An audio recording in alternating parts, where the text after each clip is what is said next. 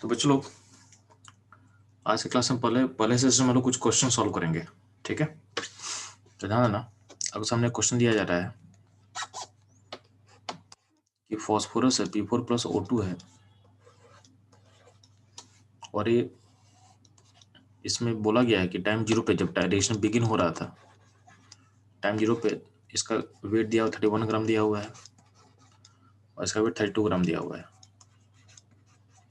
ठीक है।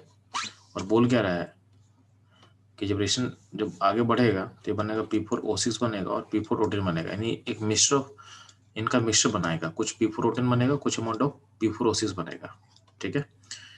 तो बिगिनिंग में दोनों का अमाउंट 0 दिया हुआ है। बोला गया जब रिएक्शन कंप्लीट होगा टाइम टी पे, उस टाइम में P4 का अमाउंट 0 बचा हुआ है, इसका अमाउंट 0 बचा हुआ है। इन दोनों फुल्ली कंज्यूम हो गया है, दोनों फुल्ली कंज्यूम हो गया इन द प्रोसेस में। और P4O6 एंड P4O10 का अमाउंट A एंड B बना हुआ है, यानी इनका जो मोल है A और B बना हुआ है। तो बोला है क्वेश्चन में क्या है, फाइंड एक सेकेंड,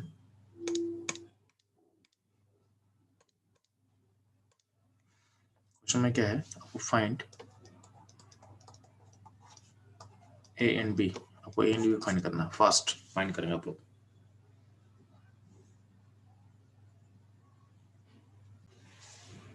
बच्चों लोग इस क्वेश्चन को सॉल्व करने के लिए ध्यान देना, पहला काम करना है इक्वेशन को बैलेंस कर लेना। इक्वेशन बैलेंस करो तो क्या होगा, तो यहाँ पे देखो 2 P4 लगा देंगे और यहाँ पे O2 देखो कितना लगा दोगे, तो यहाँ पे 6 और यहाँ पे 10, तो क्या होगा 8 O2 लग जाएगा, ठीक है। इक्वेशन बैलेंस हो गया। नेक्स्ट काम क्या करना, जो वेट है उसको मोल में चेंज कर लो। इसका मोल क्या हो जाएगा, सब मोल हो जाएगा 1/4 और इसका मोल हो जाएगा 1, ठीक है। तो मोल निकाल लिया, तो मोल निकल गया आपका 1/4 एंड 1।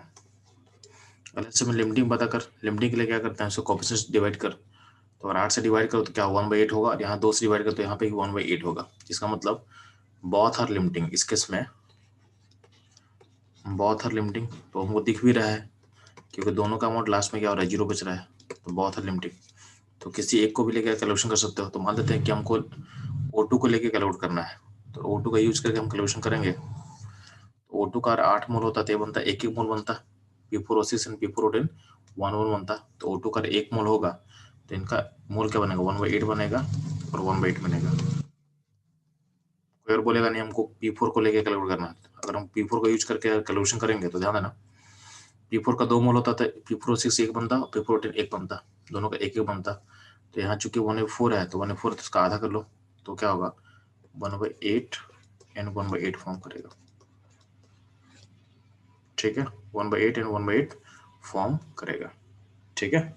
तो ये रहेगा पहला क्वेश्चन, ये रहेगा फर्स्ट क्वेश्चन। इसमें कोई डाउट हो चलो सर नमस्कार। ठीक है, बोलो बच्चा। पर दोनों का सर इक्वल है, इसीलिए सर किसी सर एक से सर हम निकाल लिए। निकाल लेंगे, अब अगर सर इक्वल होता तो निकाल दो, तो जो लिमिटिंग होता है उसे काम करते हैं, ठीक है सर। ठीक है। सर ये 1/4 और 1 वाला थोड़ा सा ठीक है, ये देखो ध्यान देना, P4 का यूज करोगे यार तो P4 में आपका 2 मोल होगा P4, तो उससे यूज करके तो 2 मोल से 1 मोल बनता है ये, और 1 मोल बनेगा। तो लेकिन क्वेश्चन में 1/4 दिया हो मोल, तो 1/4 का आधा क्या होगा 1/8 1/8, ठीक। Yes sir. चलो ध्यान बच लो, अगला टाइप ऑफ जो क्वेश्चन को बेसिकली हमारे पास आता है, तो क्वेश्चन आपके पास कहीं पूछता है, कभी कभी बोला है कि आपको मिनिमम मॉलिक्यूलर मास को बताना होता है, ठीक है। तो question based on finding minimum molecular mass. तो अगर क्वेश्चन ऐसा पूछता है तो इसका जो की कॉन्सेप्ट रहेगा क्वेश्चन में, तो की कॉन्सेप्ट जो इन्वॉल्व होता है उसमें आपको सोचना है कि एज्यूम 1 एटम ऑफ गिवन, ठीक है। तो आपको एज्यूम करना है 1 एटम प्रेजेंट पर मॉलिक्यूल, ठीक है। अभी 1 एटम क्या था ध्यान दें यहाँ पे, जैसे क्वेश्चन बोला हुआ है कि इंसुलिन का 3.4% है, इंसुलिन में 3.4% सल्फर होता है, ठीक है। तो इंसुलिन एक मॉलिक्यूल है जिसका 3% 4 पार्ट क्या है, सल्फर है। अब बोला है कि find minimum molecular mass of insulin. तो आपको एज्यूम क्या करना है इसमें कि सल्फर जो है, सल्फर का कम से कम एक एटम प्रेजेंट होगा। तो क्या होगा, late assume 1 sulphur atom present in a molecule. ठीक है, इसका मतलब अगर मॉलिक्यूल का 1 मोल होगा तो मॉलिक्यूल 1 मोल मॉलिक्यूल में सल्फर का मोल क्या होगा, में सल्फर होगा 1 मोल। ठीक है, तो आपको इस एजम्पशन से काम करना है, आपको इस एजम्पशन से काम करना है। ठीक है, तो मेरे को बताओ कि पहले क्वेश्चन इसका आंसर क्या होगा। इंसुलिन में 3.4% सल्फर है, तो आपको minimum molecular mass of insulin क्या होगा, फटाफट आंसर बताएंगे। ठीक है, जल्दी फास्ट। तो बच्चों इसमें इस क्वेश्चन को जब सॉल्व करो तो वही एजम्पशन लोगे कि आपके मॉलिक्यूल में एक सल्फर प्रेजेंट होगा। इसका मतलब आपके 1 मोल मॉलिक्यूल में 1 मोल सल्फर प्रेजेंट होगा। और आपको पता है कि 1 मोल सल्फर का मास क्या होता है, 32 ग्राम होता है। ठीक है, तो आपका 1 मोल मॉलिक्यूल का मास को मोलर मास बोलेंगे हम, तो मोलर मास का 3.4% सल्फर होगा। और ये must equal to 1 mole sulphur होना चाहिए, और 1 मोल सल्फर का मास होता है 32 ग्राम। इक्वेट करके सॉल्व कर लेंगे तो आ जाएगा, आपका आंसर आ जाएगा 941.176, यानी ऑप्शन का 1।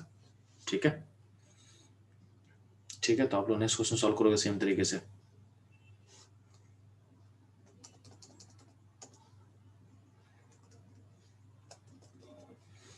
अगला क्वेश्चन को समझ दिया हुआ है। Giant molecule contain 0.25% of a metal whose atomic weight is 59. Its molecule contain 1 atom of that metal. Its minimal molecular weight is, इसको फाइंड करना है फर्स्ट। वाला थोड़ा डाउट है। एक सेकेंड बच्चों लोग, नीचे वाले इस क्वेश्चन में फिर से वही एजम्पशन लेना आपको कि आपके मॉलिक्यूल में कम से कम एक होगा एटम, एक मेटल का एटम होगा। ठीक है, यानी 1 मोल मॉलिक्यूल में आपका 1 मोल होगा एटम। तो 1 मोल का मास कितना होता है, मोलर मास। तो मोलर मास का 0.25% equal to 1 mole atom. 1 mole atom का मास कितना होगा, 10 ग्राम। इक्वेट कर दिए, तो यहाँ से एम सॉल्व कर निकाल सकते हो, तो एम का वैल्यू आ जाएगा 23600 आ जाएगा। ठीक है, तो ये हो जाएगा एक क्वेश्चन, इसका आंसर होगा 2। अगर आपको कुछ लोगों को डाउट हो रहा है फर्स्ट क्वेश्चन में, तो ध्यान देना, फर्स्ट क्वेश्चन में तरीका वही था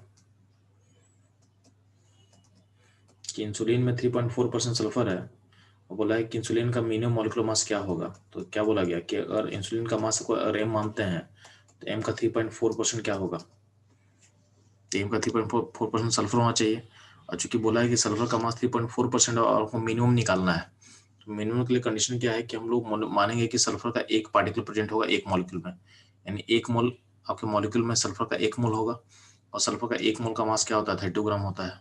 तो इक्वेट कर दो इसको, इक्वेट करो तो क्या होगा, आपका एम निकल के आ जाएगा, 941.176 ग्राम। ठीक है, ये ध्यान देना आप। ठीक, नेक्स्ट आप लोग सॉल्व करोगे क्वेश्चन। आपको सामने क्वेश्चन दिख रहा होगा एक कि कैफीन मॉलिक्यूल होता है। कैफीन का मॉलिक्यूलर वेट दिया हुआ है 194, और बोला गया इसका 28.9% क्या है, बाई मास ऑफ नाइट्रोजन है। ठीक है, तो आपको फाइंड करना है नाइट्रोजन का कितना नंबर होगा इसमें। आपके कैफीन के का 28.9% क्या है, नाइट्रोजन होता है। तो फाइंड करना है कैफीन के मॉलिक्यूल में नाइट्रोजन का नंबर क्या होगा। तो नाइट्रोजन का नंबर ऑफ एटम निकालना है आपका कैफीन का मॉलिक्यूल में। ठीक है, फास्ट। तो बच्चों इस क्वेश्चन को सॉल्व कैसे करेंगे, तो सिंपली आपको मास दिया हुआ मॉलिक्यूल का। ठीक है, मास 194 है कैफीन का, तो 194 का 9% है, क्या है आपके पास है, नाइट्रोजन है। तो मास ऑफ नाइट्रोजन निकल के आ जाएगा 56। और आपको पता है कि एक मास नाइट्रोजन का कितना होता है, नाइट्रोजन का एक का मास होता है 14 ग्राम। तो 56 में कितना नाइट्रोजन होगा, तो 56 को डिवाइड कर दो 14 से, तो आंसर क्या हो जाएगा 4। इसका आंसर होगा थर्ड 4। ठीक है, यहाँ तो कोई प्रॉब्लम किसी को? No sir. ठीक है।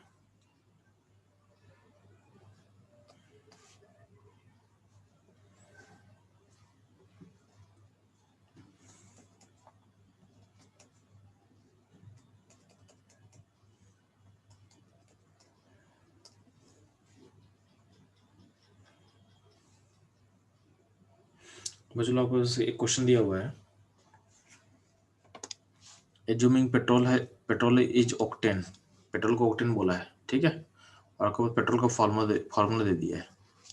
पेट्रोल ऑक्टेन होता है, उसका फार्मूला दिया हुआ है, उसका डेंसिटी दिया हुआ है 0.8 ग्राम पर ml, ठीक है।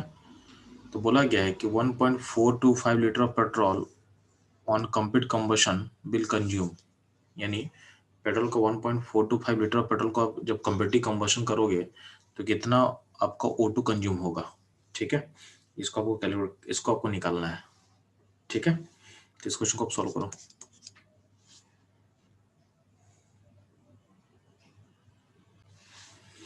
तो बच्चों लोग इस क्वेश्चन को सॉल्व करने के लिए आपको ध्यान देना है कि ऑक्टेन का स्टेट लिक्विड होता है, ठीक है।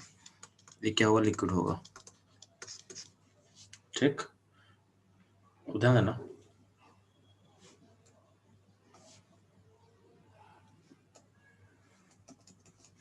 यहाँ पे ऑक्टेन का कंबशन क्वेश्चन लिखा हुआ है, ऑक्टेन का कंबशन क्वेश्चन लिखा हुआ है, तो कंबशन लिखा हुआ है तो C8H18, ठीक है। तो इसमें 8 कार्बन है तो क्या होगा, 8 CO2 बनेगा, और 18 हाइड्रोजन है तो उसके लिए क्या होगा, 9 H2 बनेगा।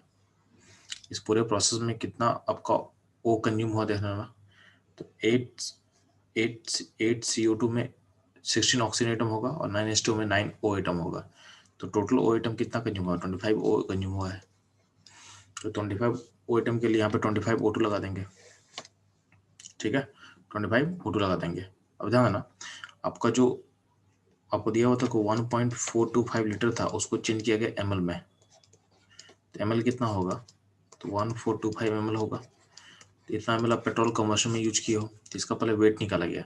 वेट कैसे निकालेंगे, तो उस ml को मल्टीप्लाई किया गया उसकी डेंसिटी से, डेंसिटी था 0.8, तो आपका जो वेट ऑफ पेट्रोल आ जाएगा, यह आ जाएगा 1140 ग्राम आ जाएगा। इतने ग्राम पेट्रोल को आप कंबशन में डाले हो, ठीक है। ये जो पेट्रोल का वेट है उसको पहले मोल में चेंज करो, तो पेट्रोल का मोल मास कितना होगा, 114, तो मोल ऑफ पेट्रोल आ जाएगा 10, मोल ऑफ पेट्रोल लगेगा 10, यानी अब जो कंबशन में मोल पेट्रोल का पार्टिसिपेट किया है वो 10 मोल है। तो आपको इक्वेशन से दिख रहा होगा, आपको इक्वेशन से दिख रहा है कि 1 मोल पेट्रोल के लिए आपको O2 कितना मोल यूज हो रहा है, तो 1 मोल पेट्रोल के लिए आपको O2 यूज हो रहा है 25/2, ठीक है। तो अगर 1 मोल O2 के लिए अगर आपका पेट्रोल यूज हो रहा है 25/2, सॉरी O2 यूज हो रहा है 25/2 यूज हो रहा है, तो 10 मोल पेट्रोल के लिए कितना यूज होगा, तो 25/2 इंटू 10, यानी कितना हो जाएगा, 125 मोल ऑफ O2 यूज होगा। तो ये होगा इसका आंसर, यानी आपका जो O2 का यूज होगा मोल हो जाएगा 125 मोल O2 यूज होगा, यानी ऑप्शन क्या होगा आपका, तो ऑप्शन हो जाएगा थर्ड, ऑप्शन हो जाएगा थर्ड, ठीक है। इसमें कोई डाउट आप लोग, चलो। No sir. No sir. No sir. ठीक है, चलो कोई डाउट नहीं यहाँ तक। नेक्स्ट क्वेश्चन ट्राई करता हूँ लोग।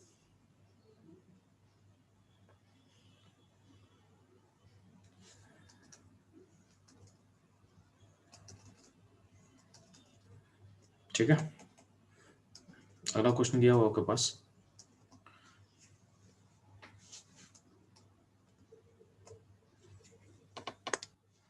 one liter of CO2 is passed over hot coke. When the volume of reaction mixture becomes 1.4 liter, the composition of the reaction mixture is, ठीक है। तो 1 लीटर ऑफ CO2 को पास किया गया हॉट कॉक से और आपको रिएक्शन मिक्सचर का वॉल्यूम हो चुका 1.4 लीटर, तो बोला गया है इस जो रिएक्शन मिक्सचर जो कॉम्पोजिशन होने वाला है वो क्या होगा, आपको बताना है, ठीक है। अब ध्यान देना, यहाँ पर आप आगे जो भी क्वेश्चन सॉल्व करेंगे उसमें हम लोग क्या एज्यूम करने वाले हैं, वहाँ आपको वॉल्यूम ऑफ गैस दिया रहेगा। तो जब भी वॉल्यूम ऑफ गैस दिया रहता है तो आपको इस टाइप के क्वेश्चन में आपको क्वेश्चन को सिंप्लीफाई करने के लिए आपको लॉजिक ये बता रहे हैं हम कि इस क्वेश्चन को आप इजीली कब सॉल्व कर पाओगे, जो एज्यूम करोगे कि जो वॉल्यूम ऑफ गैस होगा उसको आप मोल ऑफ गैस मान सकते हो।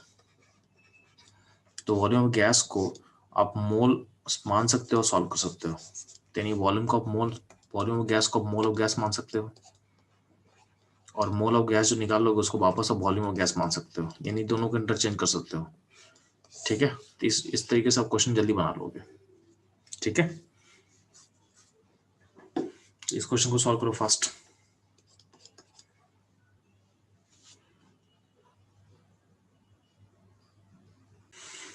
ठीक है, तो इस क्वेश्चन में ध्यान देना। तो इस क्वेश्चन का पहले बैलेंस इक्वेशन लिख लो एक बार, आपको लिखना आसान हो जाएगा।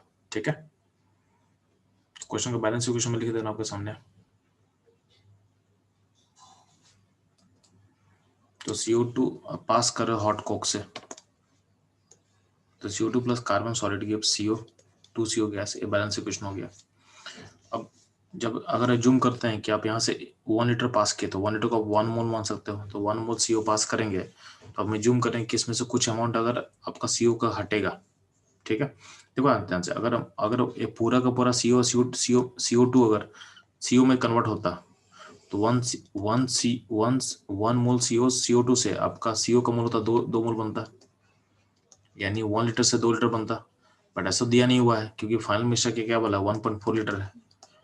1.4 लीटर है, इसका मतलब क्या होगा, पूरा का पूरा CO2 कंज्यूम नहीं है प्रोसेस में। तो हम बोल सकते हैं कि CO2 का x अमाउंट टूटा होगा, तो CO2 1/6 बचेगा और CO बनेगा 2x बनेगा। ठीक है, तो दोनों को ऐड कर ले, ऐड करेगा तो क्या होगा 1 + x और 1 + x दिया हुआ है 1.4, तो यहाँ से x कितना निकलेगा 0.4। जब x 0.4 निकलेगा तो CO2 का वॉल्यूम कितना बचेगा, तो 1 - x यानी 0.6 बचेगा। और CO कितना बनेगा, तो CO होगा 2x यानी 0.8 बनेगा, 0.8 बनेगा। यानी आपका ऑप्शन थर्ड सही होगा कि CO2 0.6 बचेगा और CO बनेगा 0.8 लीटर। ठीक है, तो इसको आप सोच सकते हैं इस तरीके से। सिमिलर अपने क्वेश्चन सॉल्व करोगे।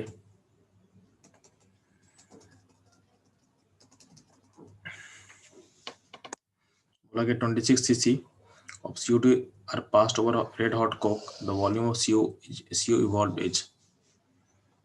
इसका आंसर बताएंगे।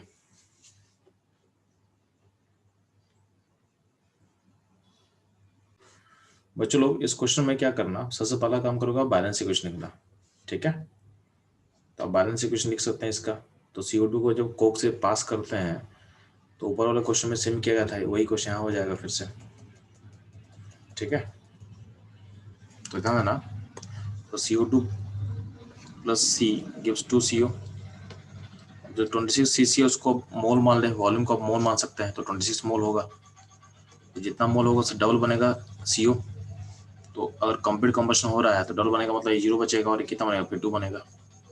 तो CO का अमाउंट कितना हो जाएगा फिर 2 मोल यानी cc वॉल्यूम के टर्म में। ऑप्शन हो जाएगा आपका 4। ठीक है, यानी CO का जो वॉल्यूम होगा वो होगा 2 cc, 2 cc। ठीक है,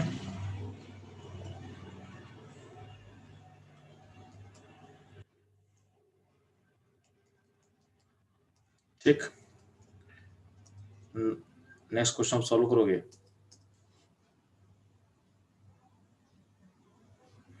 यहाँ पे दिया हुआ है the number of liter of air required to burn 8 liter of C2H2 is, यानी C2H2 का 8 लीटर को जलाने के लिए कितना आपको एयर का लीटर चाहिए होता है, ये आपको बताना है। ठीक है, जल्दी बताओगे आंसर कौन सा होगा।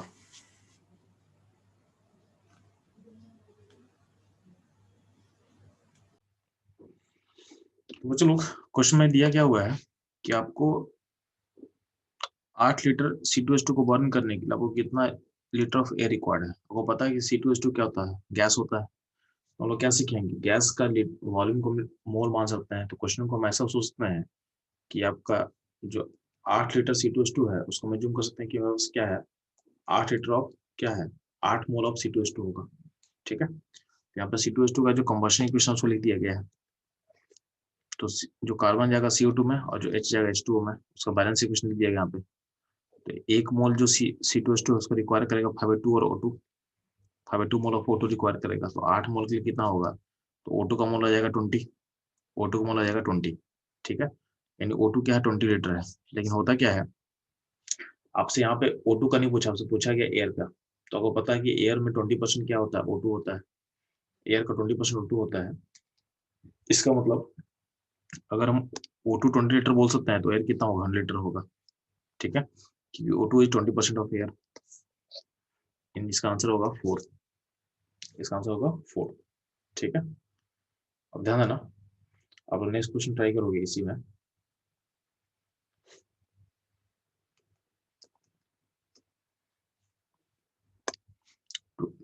Two litre of H2 and 11.2 liter of Cl2. 12 liter of H2 and 11.2 liter of Cl2 are mixed and exploded. The composition of the volume of the mixture is, यानी composition क्या होगा आपको बताना है, आपको बताना है। ठीक है, जल्दी फास्ट।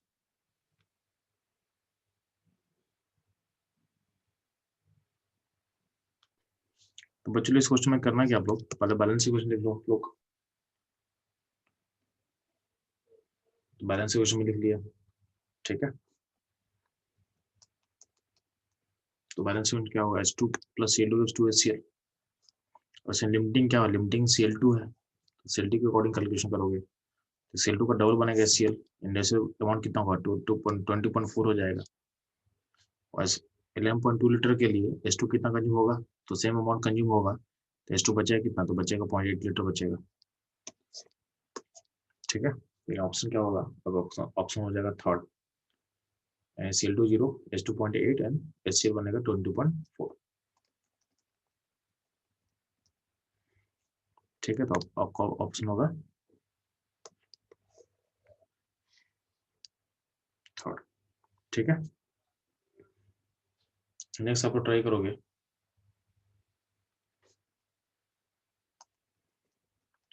क्वेश्चन नंबर, इसको ट्राई करोगे। इस क्वेश्चन बोला क्या हुआ है कि 10 ml of gaseous hydrocarbon on complete combustion gives 40 ml of CO2 and 50 ml of water vapor। आपका हाइड्रोकार्बन का फॉर्मूला क्या होगा, फाइंड करना है, आपको हाइड्रोकार्बन का फॉर्मूला फाइंड करना है। ठीक है, जल्दी फास्ट।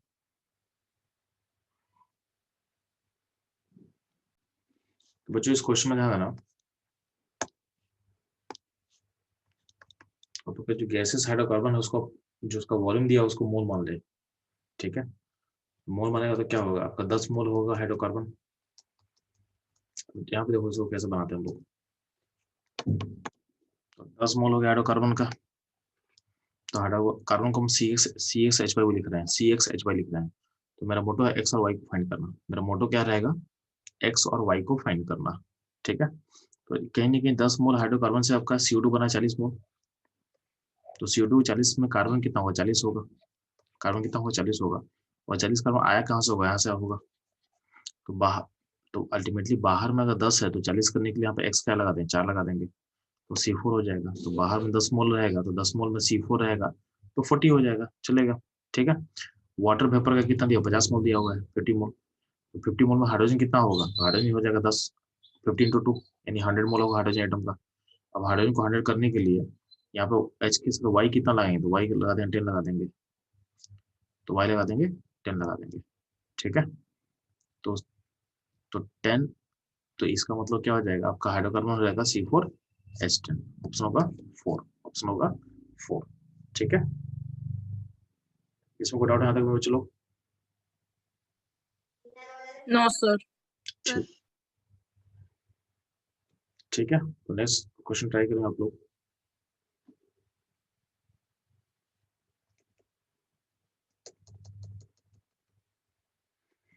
क्वेश्चन क्या दिया हुआ है,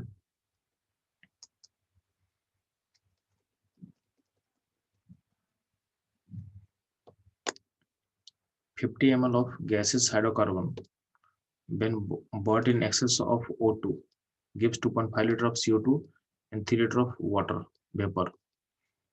ठीक है, अंडर सेम कंडीशन आपको मॉलिक्यूलर फॉर्मूला फाइंड करना है हाइड्रोकार्बन का। ठीक है, फास्ट क्वेश्चन सॉल्व करेंगे आप लोग। तो चलो इस क्वेश्चन में क्या करना है आपको, सिम फिर वही काम करना है। आप हाइड्रोकार्बन के फॉर्मूला को CxH5 मान लो, हाइड्रोकार्बन के फॉर्मूला को CxH5 मान लेना। ठीक है, और जो आपको मोल लिया हुआ है, यानी जो वॉल्यूम उसको मोल में चेंज कर लेते हैं, तो हाइड्रोकार्बन का मोल मानते हैं 500, 500 में CO2 कितना है, तो CO2 है, CO2 का जो आपको वॉल्यूम दिया है 2500 है ml में, या इसको मोल मान सकते हैं लोग, तो इसको मोल मान लें। तो 500 में से 2,500 मोल CO2 का, तो कार्बन क्या होगा, कार्बन भी सेम होगा। तो अब कार्बन का मोल अगर 2500 है, तो 2500 कार्बन करने के लिए यहाँ पे x को क्या लगाना पड़ेगा, 5 लगाना पड़ेगा। ठीक, वाटर का मोल कितना दिया हो, 3000।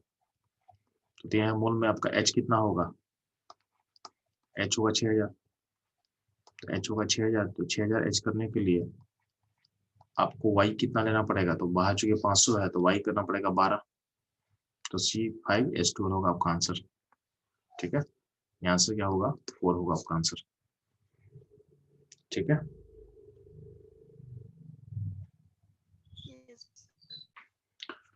बच्चों लोग आप लोग क्वेश्चन ट्राई करेंगे, क्वेश्चन नंबर 14। ठीक है, इसको ट्राई करेंगे। जो 14 सॉल्व कर चुका है वो ट्राई करना क्वेश्चन 15 को। ठीक है, जल्दी फास्ट। और जो 14-15 ट्राई कर लोगे वो आप ट्राई करना 28 को। ठीक है, एंड 27 को ट्राई करना।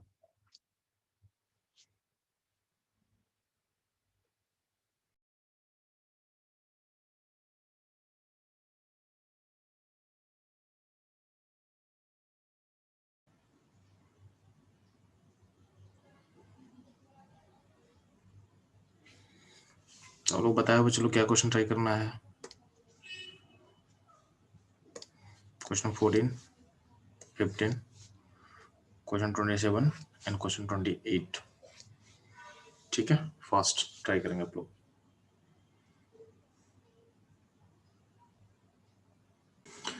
बच्चों लोग सबसे पहले चलते हैं क्वेश्चन नंबर 14 पे। तो 14 का इन्फॉर्मेशन दिया हो, ध्यान से देखना आप लोग। तो 14 का इन्फॉर्मेशन दिया हो उसको मैं लिख रहा हूँ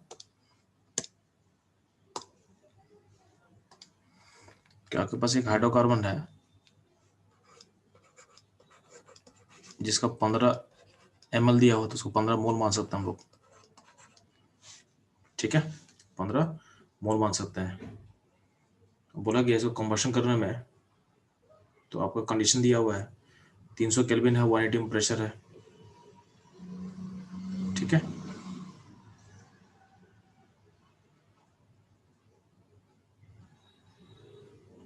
इसमें बोला क्या हुआ है कि सिस्टम का 300 केल्विन टेम्परेचर है और 180 प्रेशर है। इसको कंबशन करने में बोला गया है कि आपका जो एयर है, एयर का 375 ml यूज हुआ है, तो 375 मोल मान सकते हैं इसको हम। ml को मोल मान सकते हैं, ml को मोल मान सकते हैं। और इस एयर का 20% है O2, 20% O2 है। ठीक है, और क्वेश्चन में दिया है कि आफ्टर कंबशन जो गैसेस ऑक्यूपाई करता है 330 ml।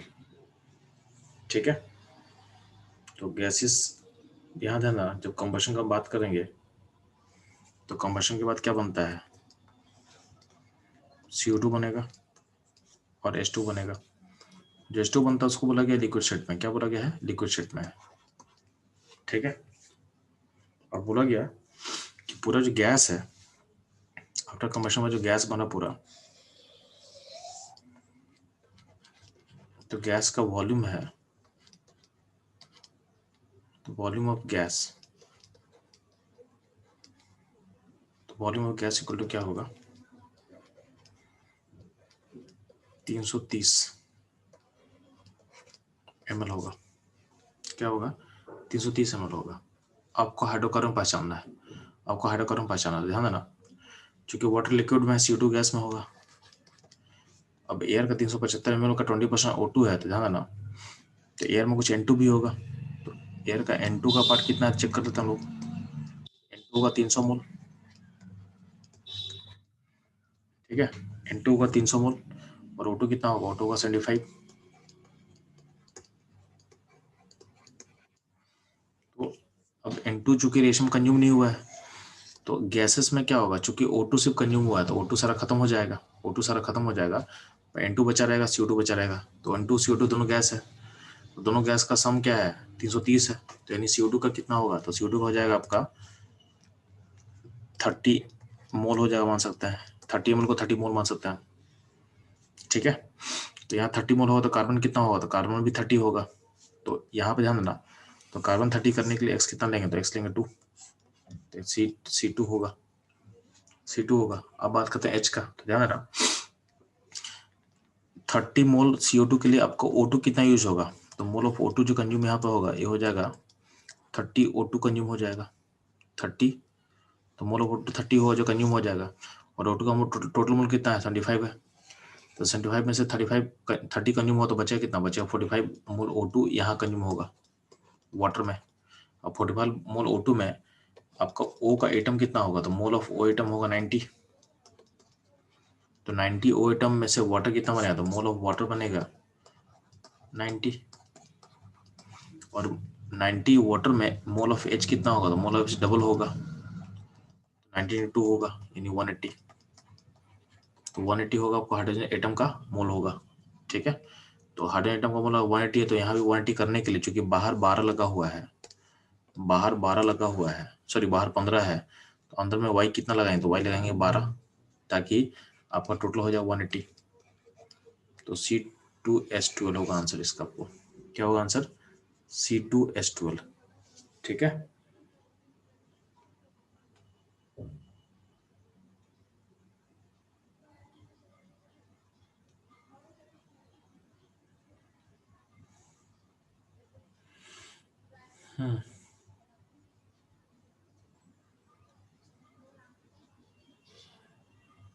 ठीक है, ये रहेगा पहला क्वेश्चन इन 40 नंबर। अगला पॉइंट करते हैं, बात करते हैं 50 नंबर का, जिसमें बोला गया है कि molecular weight of commercial resin use for the exchange ion in the water softening, उसका दिया हुआ है फॉर्मूला, दिया हुआ C8H7SO3Na दिया हुआ है, उसका मॉलिक्यूलर वेट दिया हुआ 206। बोला है what would be the maximum Uptake of calcium ion by the resin when express in the mole पर ग्राम रेजिन। तो ध्यान देना, आपका रेजिन का जो फॉर्मूला है उसको हम ऐसे लिख सकते हैं क्या, तो समथिंग रेजिन का फॉर्मूला है तो उसको हम लिख सकते हैं RSO3Na लिख सकते हैं शॉर्ट फॉर्म में। अब मान लिया कैल्शियम आयन अगर इसको इंटेक करेगा तो एक कैल्शियम आयन के लिए आपका रेजिन 2 यूज होगा, यानी 1 कैल्शियम आयन को अगर इंटेक करना है तो रेजिन का 2 मोल होगा, 2 मोल रेजिन होगा। अब रेजिन का मोल मास को दिया हुआ है, रेजिन का मोल मास कितना दिया आपको, तो बोला हुआ रेजिन का मास दिया हुआ है 206, 206। हाँ 206। तो बोला इसका ऐसा उसको उल्टा सोच सकते हो कि 206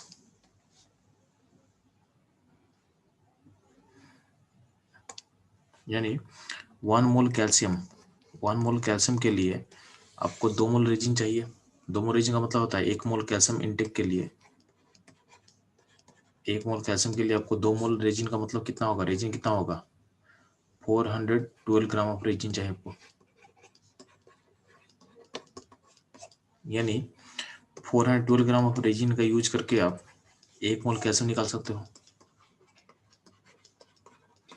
तो 1 ग्राम रेजिन का यूज करके कितना कैल्शियम बाहर निकालोगे, तो 1/412 मोल ऑफ कैल्शियम बाहर निकलेगा,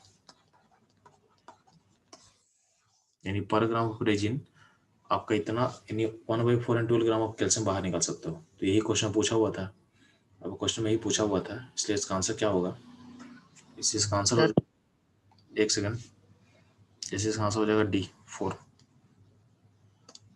हाँ बोलो बच्चा, क्या बोल रहे हो।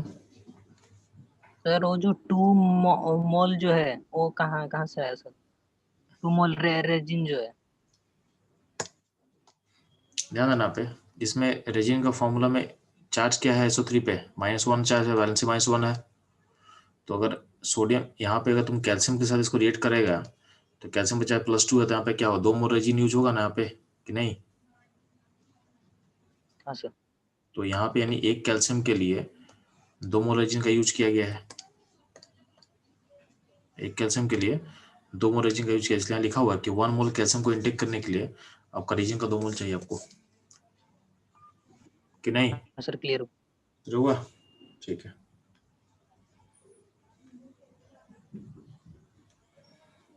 ठीक है, तो क्वेश्चन 15 समझ में आया आपको? नेक्स्ट मूव करते हैं क्वेश्चन नंबर 27 पे। तो यहाँ मैंने क्वेश्चन 27 को चेक करते हो तो बोला बैरियम क्लोराइड है और क्या है, अमोनियम फॉस्फेट है, दोनों को मिलाया गया है। तो बोला कि maximum number of moles of barium phosphate कितना होगा, बैरियम फॉस्फेट कितना होगा। ठीक है, तो यहाँ इसको बहुत सिंपली आप ट्राई कर सकते हो। देखो अल्टीमेटली फॉस्फेट तो यहीं से आ रहा है ना, मैक्सिमम बोला इसका कितना बनेगा। ठीक, चलो देखते हैं इसको। तो पहले इसका बैलेंस इक्वेशन लिख लो।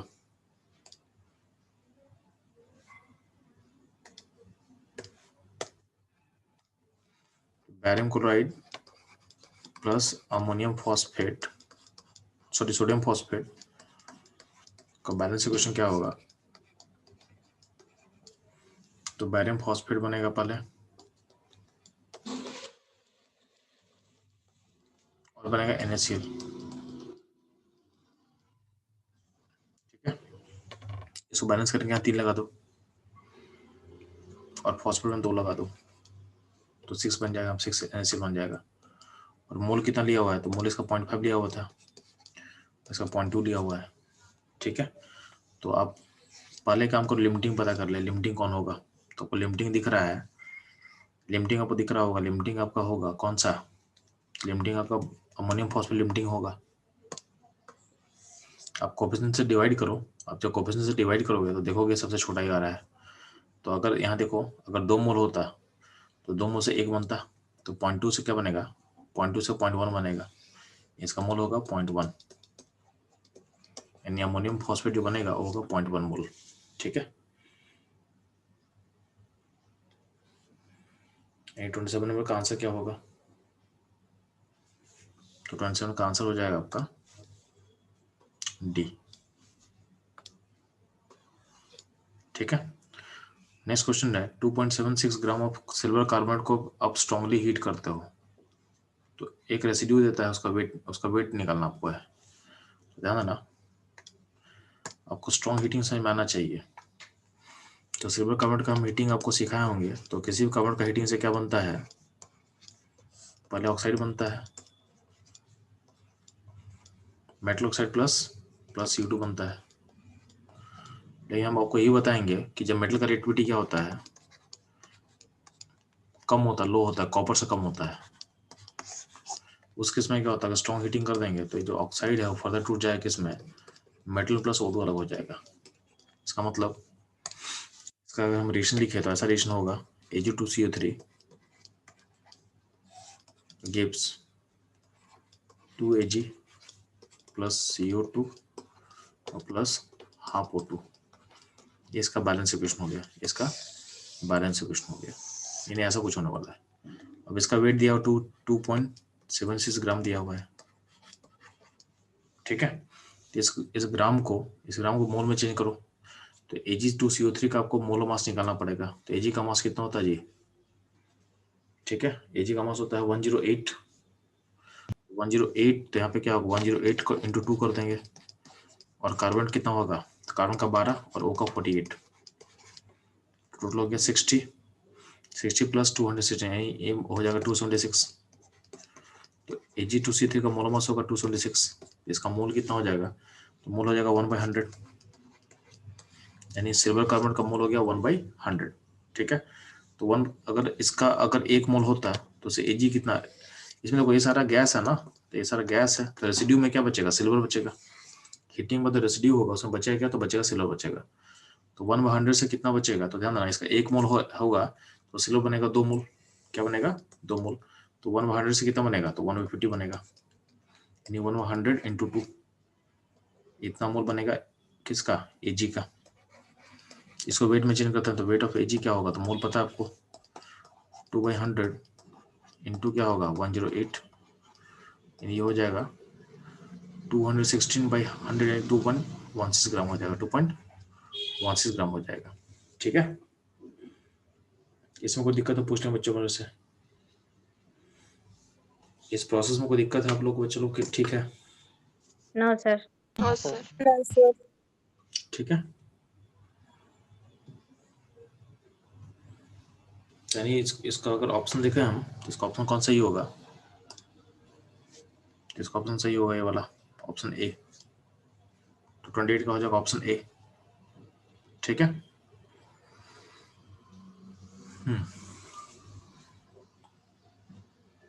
ठीक है, चलो तो क्लास को यहीं पे एंड करेंगे हम लोग। ठीक है, कोई दिक्कत नहीं आप लोग को यहाँ तक में? अच्छा। आप लोग के साथ ठीक है, चलो।